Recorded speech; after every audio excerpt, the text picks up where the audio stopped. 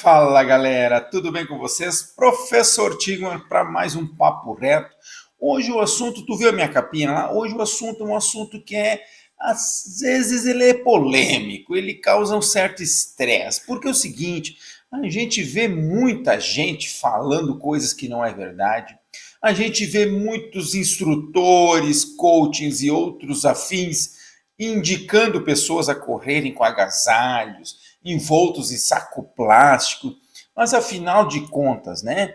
O que pode e o que não pode. Então vamos primeiramente entender um pouquinho de fisiologia do exercício. Deixa eu trazer minha tela aqui para vocês. Olha só, eu trouxe esse desenho aqui clássico aqui que eu uso em minhas aulas, tá? Que mostra o seguinte, ó. O mecanismo de termorregulação, que regula a temperatura do nosso corpo, ele é baseado em ganhar calor e perder calor. Nós estamos constantemente nessa briga de ganhar e perder calor. Então, a gente ganha calor por meio do meio ambiente, né? Se o meio ambiente estiver quente, com 35, 40 graus, a gente vai ter mais calor. E a gente também ganha calor pelo aspecto metabólico, celular. Ou seja, quanto mais calor meu corpo produz, mais eu vou ter um aumento de temperatura. E isso acontece principalmente através de contrações musculares. Pode acontecer também num estado infeccioso, mas vamos pensar num exercício. Estou falando em contração muscular. Quando a gente contrai músculos com muita quantidade, com intensidade alta, com grandes grupos musculares, eu produzo mais calor. Muito bem, temos formas de ganhar calor.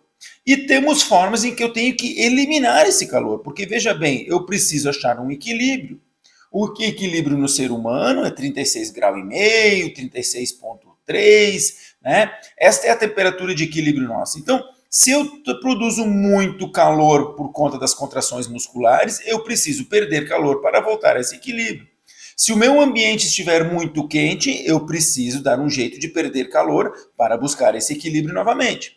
E como é que a gente perde esse calor? A gente perde basicamente por 4 mecanismos. Um deles é a radiação, por raios infravermelhos, em que a gente não consegue ter um controle, né? É um aspecto natural da natureza. Um outro mecanismo é por meio da condução, ou seja, quando eu encosto em objetos sólidos, eu posso transferir o meu calor para esse objeto sólido. O outro mecanismo é o de convecção, que é por meio de gases e líquidos. Então, quando eu me abano com o vento, quando eu boto o meu corpo dentro da água, eu transfiro calor para os gases e os líquidos que podem estar mais refrigerados do que a minha temperatura. E o principal deles pela evaporação, ou seja, pelo suor.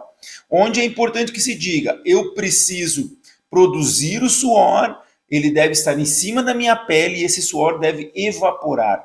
Na medida que esse suor evapora, eu consigo eliminar junto com esse vapor o calor do meu corpo. E desta forma eu refrigero o meu sangue e, consequentemente, eu refrigero o meu corpo, os meus músculos, certo? Então, este é um mecanismo de funcionamento para eu conseguir manter o equilíbrio. Mais exercício, clima mais quente, mais necessidade eu vou ter de eliminar temperatura. A evaporação é o principal mecanismo, praticamente, que nós temos quando fizemos exercício. A radiação é o principal em repouso, né? A evaporação, nós temos aí 60%, 80% do nosso mecanismo de termorregulatório vem da evaporação. Então, veja bem, gente, uma coisa importante que se entenda. Para eu poder perder calor, eu preciso, então, evaporar através do suor. E aí vem a questão, como funciona na hora que eu uso muitas roupas? Se eu usar muitas roupas, eu não vou conseguir evaporar. Eu vou produzir calor e esse calor não vai ser dissipado para o meio ambiente, seja ele por condução, convecção ou por evaporação, que é o principal. Então, usar agasalhos faz com que eu sue bastante, porque eu vou produzir muito calor.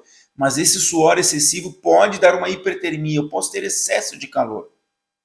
Eu posso passar mal, ter uma queda de pressão, eu posso ter uma síncope e passar mal e cair e machucar nessa queda. Então existem riscos muito grandes quando a gente é submetido a uma temperatura muito alta. Então, quando você não tem escolha, vai fazer uma prova num deserto, é uma coisa. Mas quando você tem a escolha e você sair agasalhado, é muito imprudente. Tá? Até porque, lembrando, aumento de suor não significa maior gasto energético. Você suar mais, perder mais líquido, não significa que você vai emagrecer mais. É um conjunto de fatores que fazem você ter um bom resultado no emagrecimento crônico. Então, atenção, correr de agasalho em dias quentes para provocar suor pode ser uma estratégia perigosa, causando hipertermia e outras consequências. Muita atenção com isso. Então, eu te sugiro, fale com o seu profissional de educação física, fale com a pessoa que está trabalhando com você seriamente e avalie se é a necessidade de passar por esse processo ou não. Tá bom? Valeu, gente. Um abraço.